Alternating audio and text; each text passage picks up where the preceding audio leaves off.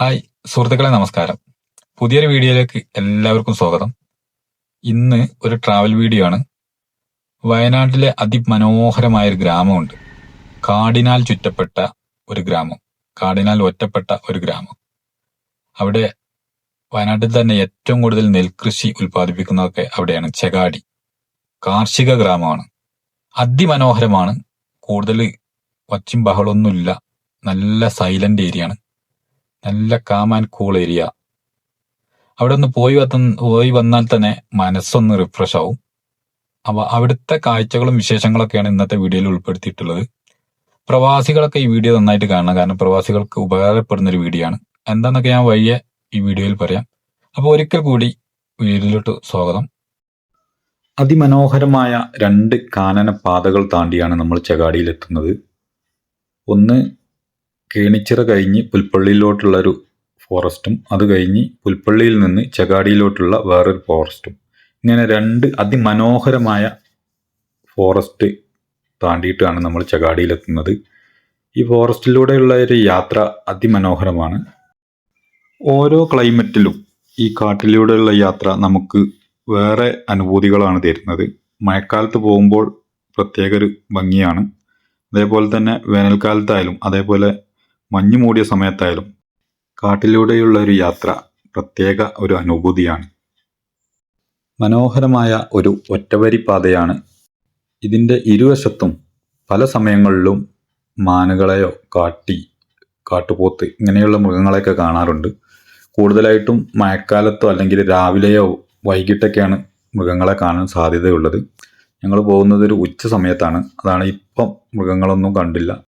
പക്ഷെ ഇവിടെ ഇറങ്ങി ഫോട്ടോ എടുക്കുന്നതൊക്കെ ഭയങ്കര ഡേഞ്ചറാണ്. കാരണം മാനും കാട്ടുപോത്തും അല്ല, പക്ഷെ ചില സമയത്തൊക്കെ ഇവിടെയും കടുവയൊക്കെ ഇറങ്ങാറുണ്ട്. അത് നന്നായിട്ട് ശ്രദ്ധിക്കണം. അവിടുന്ന് കഴിഞ്ഞ് പുൽപ്പള്ളി കഴിഞ്ഞാൽ രണ്ടാമത്തെ ഫോറസ്റ്റിലെത്തും. ഇത് കുറച്ചുകൂടെ ഡേഞ്ചറായ ഫോറസ്റ്റാണ്. ഇവിടെ കാട്ടാനകളും കടുവകളൊക്കെ ഉണ്ട്. മുമ്പ് ഒരു സോഷ്യൽ മീഡിയയിൽ വന്നൊരു വീഡിയോ നിങ്ങളെല്ലാവരും കണ്ടിട്ടുണ്ടാവും. ബൈക്കിൻ്റെ പിറകെ കടുവ വരുന്നത്. അത് ഇവിടെ വെച്ചാണ് സംഭവിച്ചത്. ഇവിടെ രാത്രി യാത്രകളൊന്നും പാടില്ല. ഈ കാണുന്നതൊക്കെ ഫെൻസിങ് ആണ്. എത്രത്തോളം ക്ലിയർ ആണെന്ന് അറിയില്ല. കാട്ടാനകൾ റോഡിലോട്ട് വരാതിരിക്കാൻ ഫെൻസിങ് വെച്ചിട്ടുണ്ട്. ഇലക്ട്രിക് ഫെൻസിങ് ആണ്, കറണ്ട് വെച്ചിട്ടുള്ള ഫെൻസിങ് വെച്ചിട്ടുണ്ട്. അതുകൊണ്ട് തന്നെ ഇതിലൂടെയുള്ള യാത്ര കുറച്ച് ഡേഞ്ചറാണ്, ശ്രദ്ധിക്കണം. ബൈക്കിലൊക്കെ പോകുമ്പോൾ വളരെ ശ്രദ്ധിക്കണം. കാടിറങ്ങി നേരെ ചെല്ലുന്നത് ചെകാടിയുടെ അതിമനോഹരമായ ദൃശ്യങ്ങളിലേക്കാണ്. റോഡിൻ്റെ ഇരുവശത്തും നീണ്ടു കിടക്കുന്ന നെൽവയലുകൾ, അതിൻ്റെ അപ്പുറത്ത് കാടിൻ്റെ ഒരു ഭാഗവും കാണാം. വൈകുന്നേരം സമയങ്ങളിലൊക്കെ ഒരു മണിക്കൂർ ഇവിടെ വന്ന് ചെലവഴിച്ചാൽ നമ്മുടെ മൈൻഡ് റിഫ്രഷായി കിട്ടും. ഞാൻ നേരത്തെ പറഞ്ഞിരുന്നു പ്രവാസികൾക്കൊക്കെ ഉപകാരപ്പെടുന്ന ഒരു വീഡിയോ ആണെന്ന്. അത് പറയാൻ കാരണം ഞാനും ഒരു പ്രവാസിയായിരുന്നു. പ്രവാസ ജീവിതത്തിൽ നമുക്ക് ഏറ്റവും കൂടുതൽ നെഗറ്റീവായിട്ട് അനുഭവപ്പെടുന്നത് ഇതൊക്കെ തന്നെയാണ്. പച്ച പുതച്ചു കിടക്കുന്ന നമ്മുടെ നാട്, മഴക്കാലം, അതേപോലെ തന്നെ പുഴകളും പച്ച പുതച്ചു കിടക്കുന്ന വയലുകളും, ഇതൊക്കെയാണ് അവിടെ ഇരിക്കുമ്പോൾ നമുക്ക് നെഗറ്റീവ് അടിക്കാറുള്ളത്. ഓരോ പ്രവാസികളും നാട്ടിലോട്ട് പോകുമ്പോൾ ഇങ്ങനെയൊക്കെ ആഗ്രഹങ്ങൾ കൊണ്ടാണ് നാട്ടിലോട്ട് പോകാറുള്ളത്. ഇങ്ങനെയുള്ള സ്ഥലങ്ങളൊക്കെ സന്ദർശിക്കണം. പക്ഷേ പല സമയത്തും പല ആളുകൾക്കും അങ്ങനെയുള്ള സ്ഥലങ്ങളൊന്നും കണ്ടെത്താൻ കഴിയാറില്ല, അല്ലെങ്കിൽ സമയം കിട്ടാറില്ല.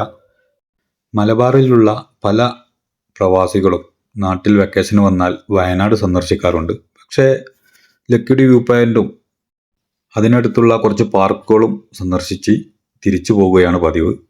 പക്ഷേ ഒരു വൈകുന്നേരം ഒരു 4 മണി 5 മണി നേരത്ത് നിങ്ങളുടെ കുടുംബമൊത്ത് ഈ സ്ഥലം ഒന്ന് സന്ദർശിക്കുകയാണെങ്കിൽ നിങ്ങൾക്ക് ഈ വെക്കേഷൻ കഴിഞ്ഞ് നാട്ടിൽ നിന്ന് ഗൾഫിലേക്ക് തിരിച്ചു പോകുമ്പോൾ കുറേയേറെ ഓർമ്മകൾ നിങ്ങളുടെ മനസ്സിൽ തങ്ങി നിൽക്കും. കാരണം അത്രയും മനോഹരമായ ഒരു സ്ഥലമാണ് ചെകാടി എന്ന ഈ ഗ്രാമം.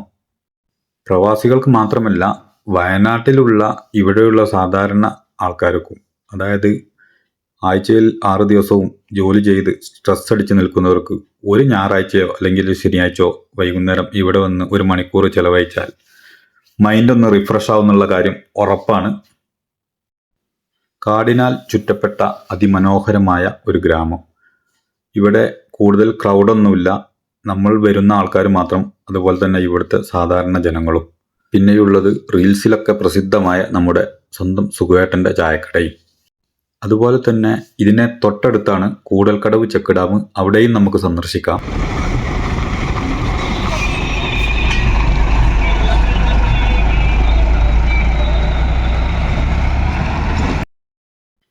ഇതാണ് ചെകാടി പാലം.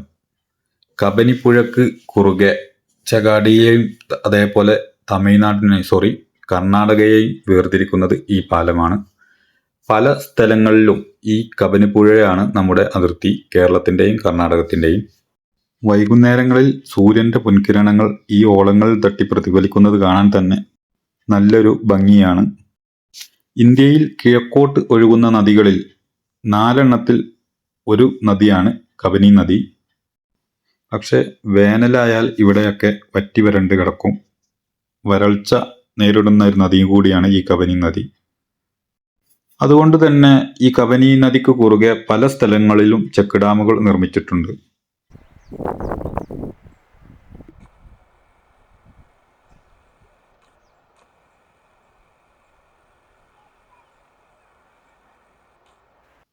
ഒരുപാട് പേർ മീൻ പിടിക്കുന്നതും കാണാം. അത്യാവശ്യം നല്ല മത്സ്യസമ്പത്തുള്ള ഒരു നദിയാണ് കബനി നദി. അതുകൊണ്ട് നാട്ടുകാരായ കുറേ പേർ ഇവിടെ ഇരുന്ന് മീൻ പിടിക്കുന്നുണ്ട്. അതുപോലെ വൈകുന്നേരം ചെലവഴിക്കാൻ വരുന്ന ആളുകളും പല സമയങ്ങളിലും ചൂണ്ടയും കൊണ്ടാണ് ഇങ്ങോട്ട് വരാറുള്ളത്, അത്യാവശ്യം മീനൊക്കെ പിടിച്ച് പോകാനും വേണ്ടി. അതാണ് ഞാൻ നേരത്തെ പറഞ്ഞത്, നിങ്ങളുടെ മൈൻഡ് ഒന്ന് റിഫ്രഷ് ആക്കാൻ ഏറ്റവും ബെസ്റ്റ് ഒരു സ്ഥലമാണ് ഈ ചെകാടി എന്ന ഈ ഗ്രാമം. വൈകുന്നേരം സമയങ്ങളിൽ ഇവിടെ അടുത്തുള്ള പല ആളുകളും ഇവിടെ വന്നിരിക്കാറുണ്ട്. കാരണം ഒരു 4 മണി 5 മണിയാവുമ്പോൾ അത്യാവശ്യം നല്ലൊരു തണുപ്പുള്ള കാറ്റിങ്ങനെ കിട്ടിക്കൊണ്ടിരിക്കും. അത് തന്നെ മതി നമ്മുടെ മനസ്സൊക്കെ ഒന്ന് റിഫ്രഷ് ആകാൻ. അതുകൊണ്ട് തന്നെ പല ആളുകളും ഇവിടെ എത്താറുണ്ട് ഈ വൈകുന്നേരം സമയങ്ങളിൽ. ഇവിടെ അടുത്ത് തന്നെയാണ് നമ്മുടെ സുഖുവേട്ടൻ്റെ ചായക്കട. സുഖുവേട്ടൻ ഇതാ നമ്മളെയൊക്കെ കാത്ത് അവിടെ തന്നെ ഇരിക്കുന്നുണ്ട്.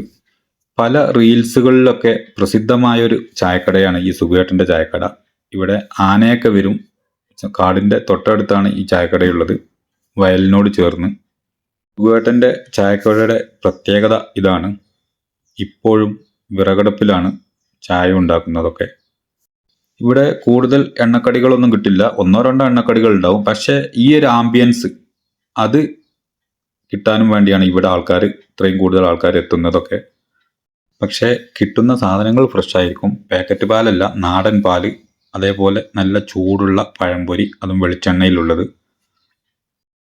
ഈ പുല്ല് മേഞ്ഞ ചായക്കടയിലിരുന്ന് ഒരു റേഡിയോയുടെ പാട്ടും കേട്ട് ചായ കുടിക്കുമ്പോഴുള്ള ഒരു ഫീലിംഗ് അത് വേറെ തന്നെയാണ്. അവിടുന്ന് നേരെ പോയത് കൂടൽക്കടവ് ചെക്ക് ഡാം കാണാനാണ്. ഇതിൻ്റെ തൊട്ടടുത്ത് തന്നെയാണ്, ഏകദേശം ഒരു 6 കിലോമീറ്ററോളം സഞ്ചരിച്ചാൽ മതി.